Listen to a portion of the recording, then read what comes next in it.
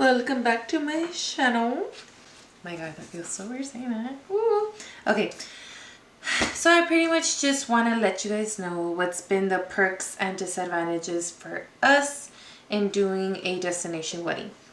So obviously I think the biggest perk to us is that we get to have like our parents fly somewhere else besides or like Pueblo and stuff like that. My parents have never been to anywhere besides their own Pueblo. I think Gus's has, but oh yeah, we have. But they don't really get out much, so that to me is so exciting, the fact that I can, you know, force them in a sense, in a very polite manner, to do that. And there's also a lot of disadvantages. I think I'm honestly not too sure what I did go over last video, so if I'm repetitive, I'm sorry.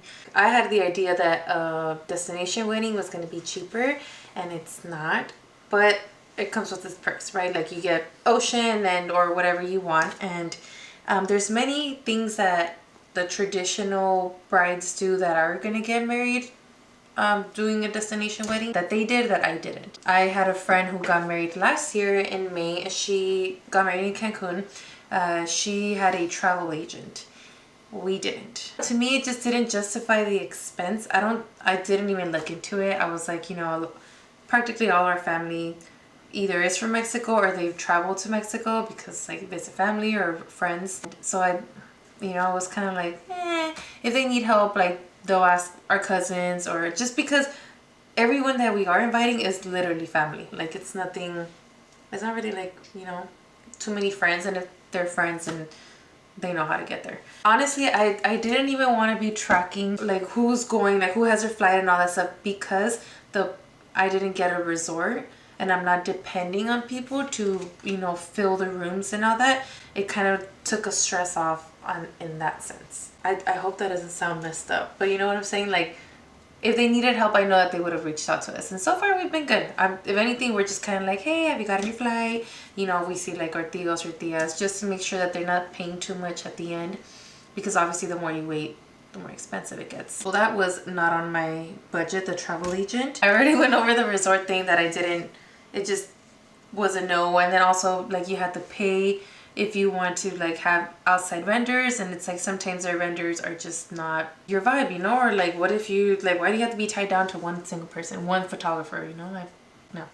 Oh, and back to the resort thing, you know, the fact that there's people watching you, because obviously you're like, if like for Puerto Vallarta they have like the wedding downstairs, and there's like hotels and there's people just, you know, in their room and they can watch you.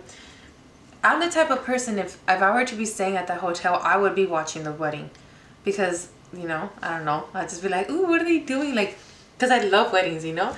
I don't want people like myself to be watching us. Like I want it to feel more intimate. What if somebody like has a wedgie, you know, like or myself, I don't want to be thinking like, who the hell's looking at me? So no, that was a hard pass. Let me tell you, these vendors made it so complicated for me. So I don't know what it is, but every time I would reach out to a vendor, their first question would be like, do you have a wedding planner? And I was like, yeah, me. I don't think they like that much, because either they would leave me on red or they would just never reach back out to me, which was odd. I was like, is there like, it literally had me thinking like, are they just not trying to do business with, like, am I the problem? But I was like, maybe they just don't like, they have bad experiences with brides. I don't know. The thing is, I did reach out to a wedding vendor, and she was like apparently like the best and whatever. We had a whole Zoom call with her for her service herself. This was nothing included, like no packages or anything. She was charging us $4,200 or something like that. I was like, for that money, I will pay myself. I would rather put that money in my pocket and, you know, I don't know, do it myself. No shade, like no shade to any wedding vendor. I now know what you go through, and it's a lot. But for us, it just didn't make sense to spend that money. And then obviously going through the wedding planning process, because in the beginning you're like all excited, right? And then you start going more into it and you're like fucking pulling out your hair. And I was like, okay, fine, let me look for a wedding planner. Like maybe that one was just too expensive. I reached out to another one and nothing. And she didn't even open my message, and I was like, God. And I see her like post on Instagram, so I'm like, okay. I reached out to a wedding day coordinator who my decor is like providing me the contact information. He never even opened my message. I was like, don't let these people make you think that you're the problem. You're not the problem.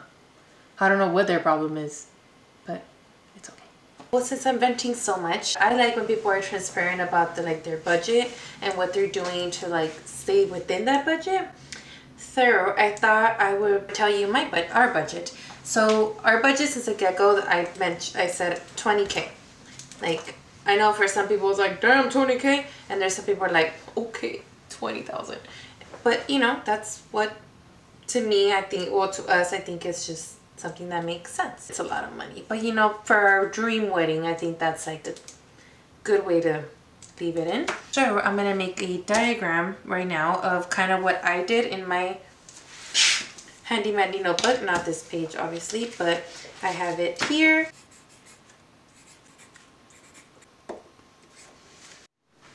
Okay, so I pretty much just cut the chase. I was like, let me just give you the whole list of what was a necessity for us and then the price, because I'm just going to tell you everything.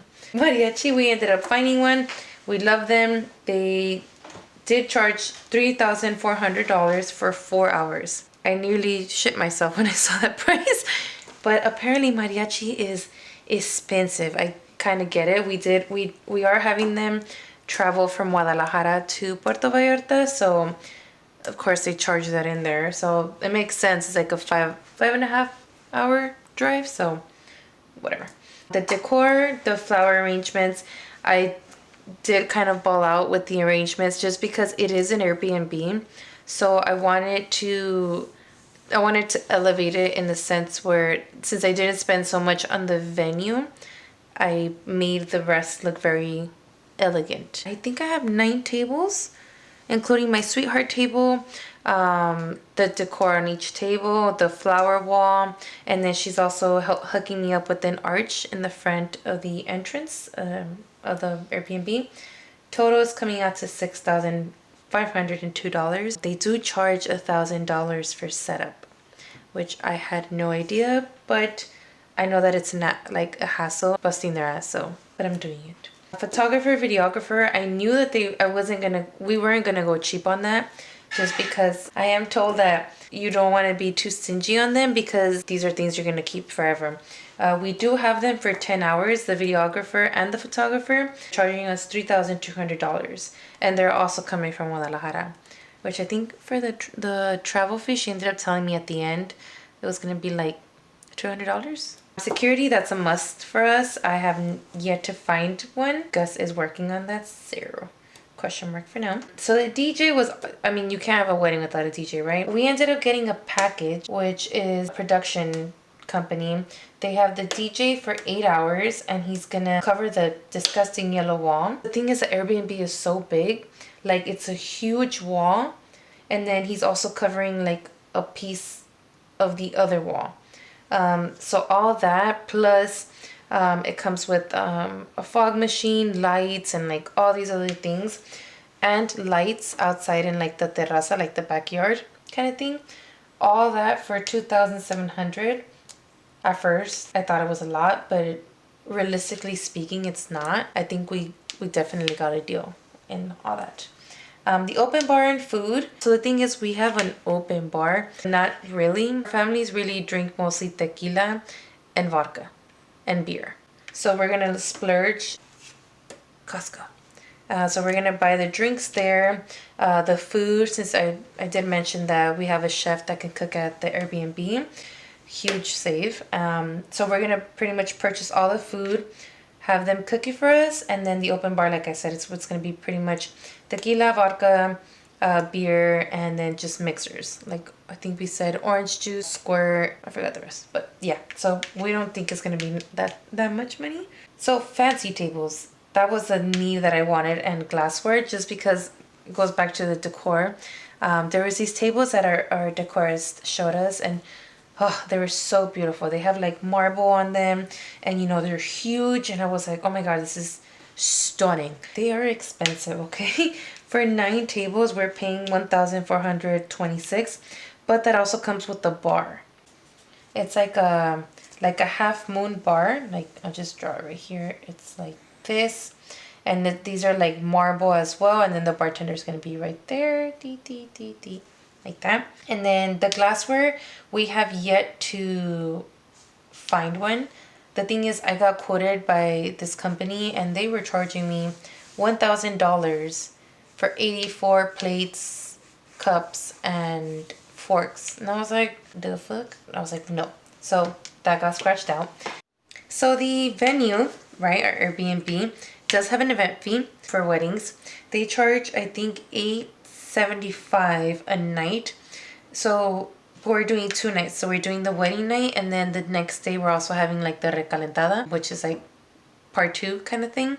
So I added just everything. So it's $1,750, not too shabby. And now we're going to the wants, which the banda, we ended up finding perfect one. For 5 hours, they're charging us $2,200. And if you know anything about bandas, that is not a bad price, because they can definitely be very pricey. Sparklers, I have not found any, and if we don't get any, that's fine, because it is on my want list. Don't need it. Decor at church, I definitely wanted it, but it's not really necessary because the church is already beautiful.